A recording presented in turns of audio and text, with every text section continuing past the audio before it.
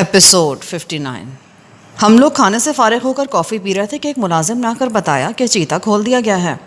آئیے صاحب، آپ کو چیتا دکھا دیں۔ ٹھاکر نے مجھے مخاطب کیا اور اٹھ کھڑا ہوا، پھر ہمیں برآمدے میں کھڑا کر کے وہ سامنے والے لان میں چلا گیا جہاں سرچ لائٹس روشن تھیں۔ وہاں کھڑے ہو کر وہ بلند آواز میں بولا، بلٹ کم آن۔ پھر میں نے ایک جسیم اور خوفناک قسم کا چیتا دیکھا۔ وہ گولی کی طرح دوڑتا ہوا ٹھاکر کی طرف جا رہا تھا، پھر وہ ٹھاکر کے قدموں میں کتے کی طرح لوٹنے لگا۔ سرچ لائٹس کی تیز روشنی میں چیتے کی سیاہ اور زرد دھاریاں چمک رہی تھیں۔ چند منٹ بعد ٹھاکر نے چیتے سے کہا، گو بیک بلٹ۔ چیتا اچھلتا کودتا وہاں سے چلا گیا۔ ٹھاکر میرے نزدیک آ کر بولا، جی جناب، اب یقین آیا آپ کو؟ پھر وہ کچھ توقف کے بعد بولا، ہاں، رات کے وقت پلیز برآمدے سے باہر آنے کی کوشش مت کیجیے گا، لان کا پورا علاقہ چیتے کی عملداری میں ہے۔ اپنی بات پر وہ خود ہی ہنسنے لگا۔ وہ کچھ دیر مزید ہمارے ساتھ ٹھہرا، پھر ہمیں آرام کرنے کی تاکید کر کے چلا گیا۔ کوریڈور میں ملازم موجود تھا جسے خاص طور پر ہماری خدمت کے لیے بٹھایا گیا تھا۔ مجھے یقین تھا کہ وہ ملازم مسلح بھی ہوگا۔ ٹھاکر نے تو ہمیں 3 کمروں میں ٹھہرانا چاہا تھا، مگر ہم نے ایک ہی کمرہ پسند کیا۔ ملازم نے وہیں ہمارے لیے بیڈ لگا دیے تھے، کمرے کے ساتھ ہی اٹیچ باتھ تھا۔ ہم تینوں ہی جاگ رہے تھے۔ رات آدھی سے زیادہ گزر چکی تھی۔ مرزا نے احتیاط کے طور پر بیڈ روم کی لائٹ آف کر دی تھی۔ آخر 1 بجے کے قریب ہم لوگ اٹھ گئے۔ میں نے جو ہی کمرے کا دروازہ کھولا، میری نظر اس ملازم پر پڑی۔ وہ کمرے کے عین سامنے کرسی پر بیٹھا تھا۔ مجھے دیکھ کر جلدی سے کھڑا ہو گیا۔ میں نے سگار منہ میں دبایا اور اس سے ماچس لانے کو کہا۔ اس نے اپنی جیب سے ماچس نکالی اور میری طرف بڑھا دی۔ وہ جیسے ہی میرے نزدیک پہنچا، میں نے اسے پکڑ کر کمرے میں گھسیٹ لیا۔ کیا بات ہے سرکار؟ وہ گھبرا کر بولا، تہہ خانہ کس طرف ہے؟ میں نے پشت سے اس کی گردن دبوچتے ہوئے پوچھا۔ دوسرے ہاتھ سے میں اس کی تلاشی بھی لے رہا تھا۔ آخر میرا خیال صحیح ثابت ہوا۔ وہ ملازم واقعی ریوالور سے مسلح تھا۔ میں نے ریوالور تیمور کی طرف اچھالا اور اس کی گردن پر ہاتھ کا دباؤ بڑھاتے ہوئے بولا، میں پوچھ رہا ہوں کہ یہاں تہہ خانہ کس طرف ہے؟ تہہ خانہ لان کے دوسرے سرے پر ہے۔ یار، میں باہر نکل کر ٹھاکر صاحب سے خود پوچھ لیتا ہوں، ہو سکتا ہے یہ جھوٹ بول رہا ہو۔ مرزا نے کہا، اگر اس نے جھوٹ بولا تو میں ابھی لان میں سے پھینک دوں گا۔ تم ٹھاکر صاحب سے بات کرو۔ میں قسم کھا کر کہتا ہوں کہ تہہ خانہ اسی طرف ہے، مگر وہاں تک جانے کا خیال بھی دل میں نہ لائے۔ بلٹ 1 سیکنڈ میں چیر پھاڑ کر رکھ دیتا ہے انسان کو۔ اس وقت لان میں روشنی بھی نہیں ہے، ساون بھی موجود نہیں ہے۔ ٹھاکر صاحب اپنے بیڈ روم میں ہوں گے۔ بلٹ اور کسی کے قابو میں نہیں آتا۔ میں نے اس کی گردن پر دباؤ کچھ اور بڑھا دیا۔ میں اسے مارنا نہیں چاہتا تھا، صرف بے ہوش کرنا چاہتا تھا۔ چند ہی لمحوں بعد وہ میرے ہاتھوں میں جھول گیا۔ سب سے مشکل مرحلہ تو اب آیا تھا۔ میں نے تیمور اور ہمایوں مرزا سے وہیں ٹھہرنے کو کہا اور خود لان کی طرف جانا چاہا۔ ہمایوں نے مجھے روک دیا اور بولا، چیتے پر فائر کرو گے تو دھماکے سے پوری حویلی بیدار ہو جائے گی، درجنوں گارڈز ابل پڑیں گے۔ میں چیتے پر فائر نہیں کروں گا۔ اسی دوران تیمور اپنے بیگ سے لمبے پھل کا خوفناک خنجر نکال چکا تھا۔ میں نے وہ خنجر اس سے لیا اور ہاتھ میں تول کر دیکھا، پھر ہمایوں سے بولا، میں اس خنجر سے چیتے کو ٹھکانے لگا دوں گا۔ پاگل پن کی بات مت کرو کامران، میں کل کی رات اور ٹھہر جاؤں گا اور کل ہی کہیں سے ڈارٹ گن حاصل کرنے کی کوشش کروں گا۔ اس کی زہریلی سوئی کے ذریعے ہم چیتے کو خاموشی کے ساتھ ٹھکانے لگا سکتے ہیں۔ ارے مرزا صاحب، آپ بس دیکھتے رہیے، مجھے چیتے کے دست بدست شکار کا بہت تجربہ ہے۔ اب تک 12 چیتے شکار کر چکا ہوں۔ خدا حافظ۔ یہ کہہ کر میں تیزی سے لان کی طرف بڑھ گیا۔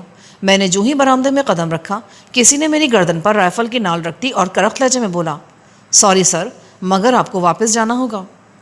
میں اچانک زمین پر بیٹھ گیا۔ اس کے ساتھ ہی میں نے بولنے والے کی رائفل پر ہاتھ ڈال کر جھٹکا دیا۔ وہ مجھ پر سے گزر کر آگے جا گرا۔ میں نے اس کی کنپٹی پر ہلکا سا ہاتھ رسید کیا۔ وہ چند ہی لمحوں میں بے ہوش ہو گیا۔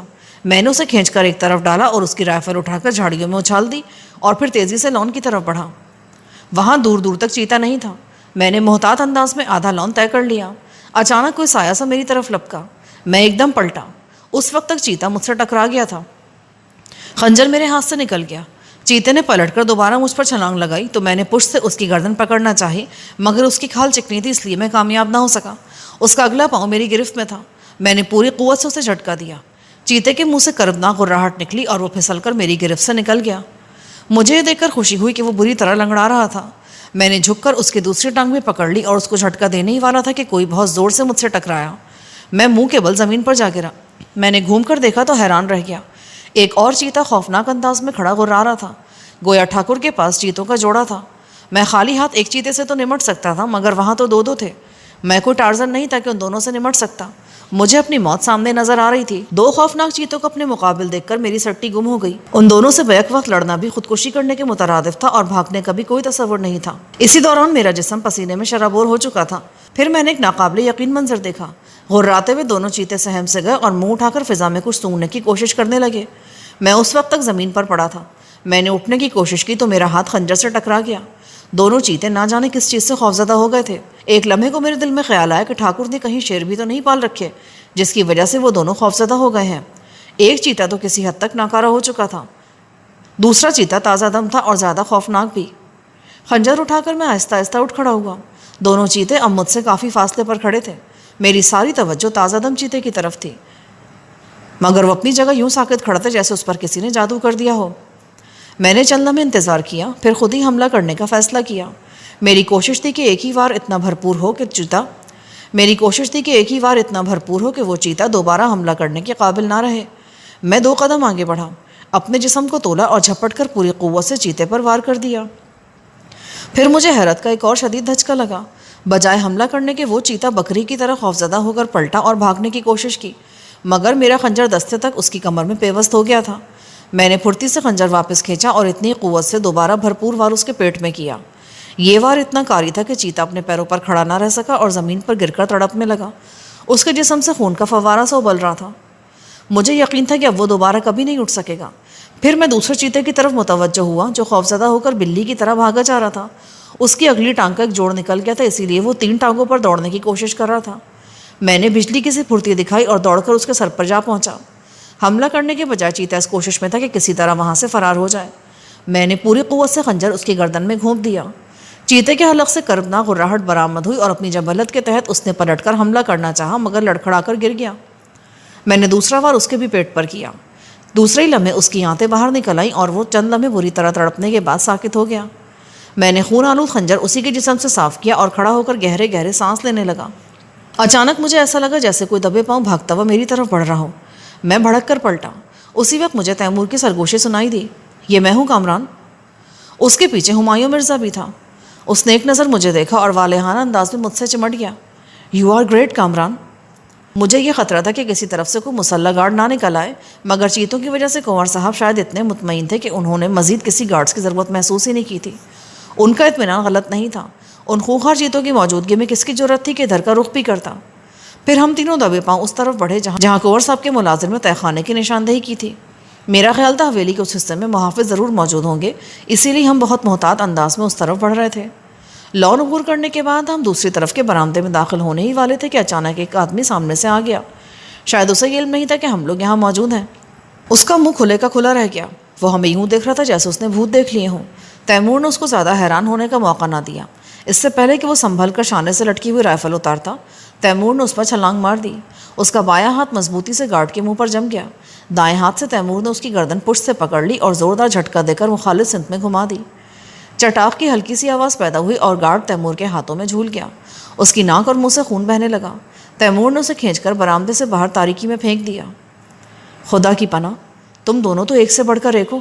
مجھے ایسے ہی نڈر اور جیدار لوگوں کی ضرورت ہے. اب میرا مشن ضرور کامیاب ہوگا. Now I'll see that bastard.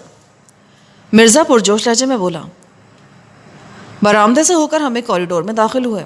وہاں مدھم روشنی کا بلب جل رہا تھا. میں نے ادھر ادھر نظر دوڑائی تو مجھے سوئچ بورڈ نظر آ گیا. میں نے احتیاط کے پیش نظر بلب بھی آف کر دیا. وہ آواز شاید تیمور اور مرزا نے بھی سن لی، اسی لیے وہ میرے ساتھ ہی رک گئے تھے. اس کمرے کی کھڑکی کھلی ہوئی تھی، اس لیے ہمیں خراٹے سنائی دے گئے تھے. میں نے کمرے میں جھانکنے کی کوشش کی، مگر گھپ اندھیرے میں مجھے کچھ نظر نہ آیا. اتنا اندازہ ضرور ہو گیا کہ کمرے میں کم از کم 2 آدمی ہیں. ان میں سے ایک مکروہ انداز میں خراٹے لے رہا تھا. دوسرے آدمی کے سانسوں کی آواز بہت تیز تھی. وہ جو کوئی بھی تھے بہت گہری نیند میں تھے. کھڑکی میں لوہے کی مضبوط سلاخیں تھیں. میں نے آہستگی سے کمرے کا دروازہ دھکیلا تو معلوم ہوا کہ وہ اندر سے بند ہے. میں نے سوچا کہ انہیں اسی حال میں چھوڑ کر آگے بڑھ جاؤں اور تہہ خانہ تلاش کروں، کیونکہ وقت تیزی سے گزرتا جا رہا تھا. مرزا کا خیال تھا کہ تہہ خانے کا راستہ اسی کمرے میں ہوگا. ان دونوں آدمیوں کی موجودگی وہاں بے سبب نہیں تھی. اس کی بات دل کو لگ رہی تھی. تیمور بھی متفق تھا. خود میرا بھی یہی خیال تھا، مگر میں پہلے دوسرے کمروں کی تلاشی لینا چاہتا تھا. تلاشی کے لیے وقت درکار تھا، اسی لیے میں نے پہلے اسی کمرے کی تلاشی لینے کا فیصلہ کیا جہاں وہ آدمی سو رہے تھے. سب سے بڑا مسئلہ تو کمرے میں داخل ہونے کا ہے. مرزا نے سرگوشی کی. ہم نے دروازہ توڑا تو اتنا شور ہوگا کہ آواز حویلی کے دوسرے سرے تک جائے گی۔ ہمیں دروازہ توڑنے کی ضرورت بھی کیا ہے؟ دستک دے کر سونے والوں کو جگائیں گے، ظاہر ہے وہ دروازہ کھولیں گے، بس اس کے بعد پھر ہمارا کام شروع ہو جائے گا۔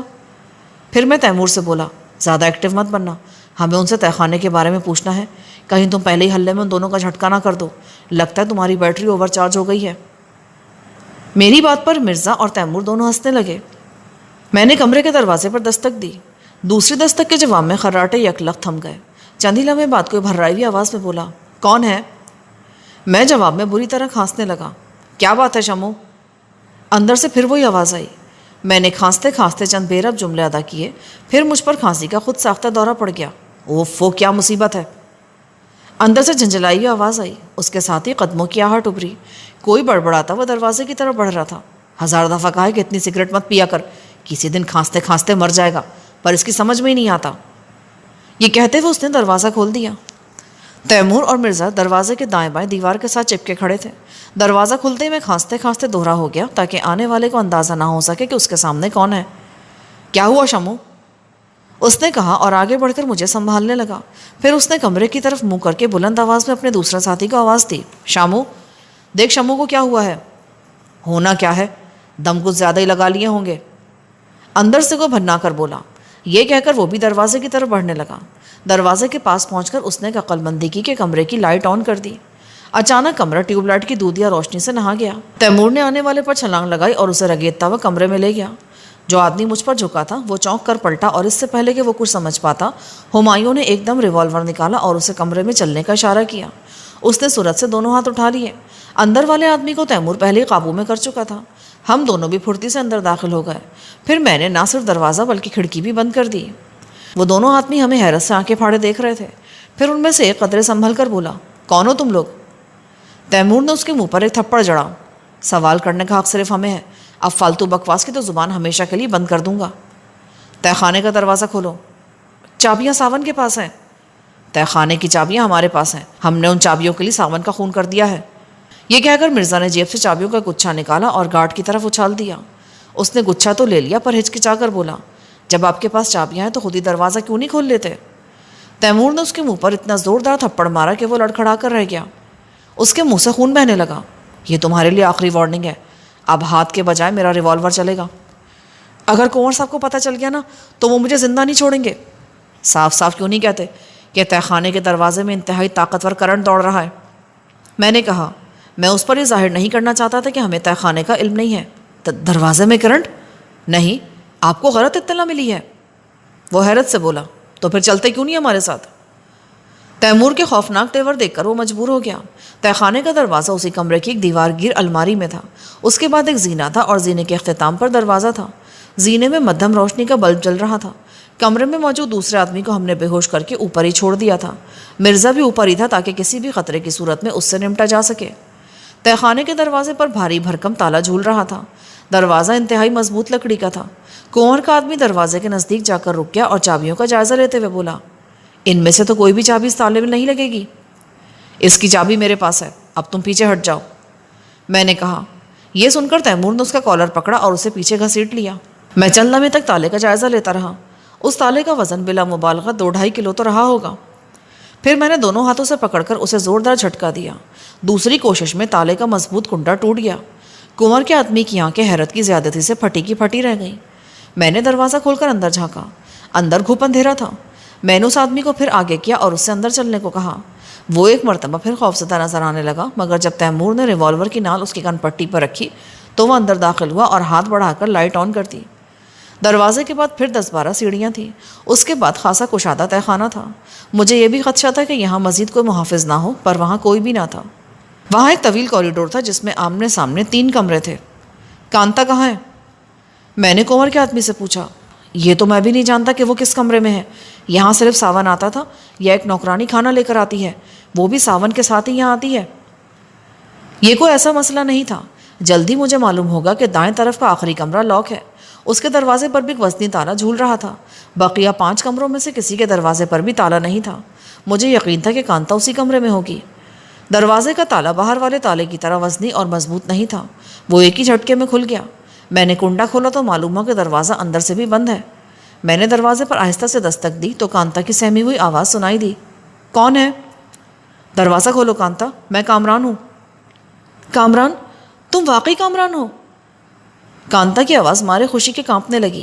ہاں میں کامران ہوں، کیا تم میری آواز نہیں پہچانتی؟ جلدی کرو، ہمارے پاس وقت بہت کم ہے۔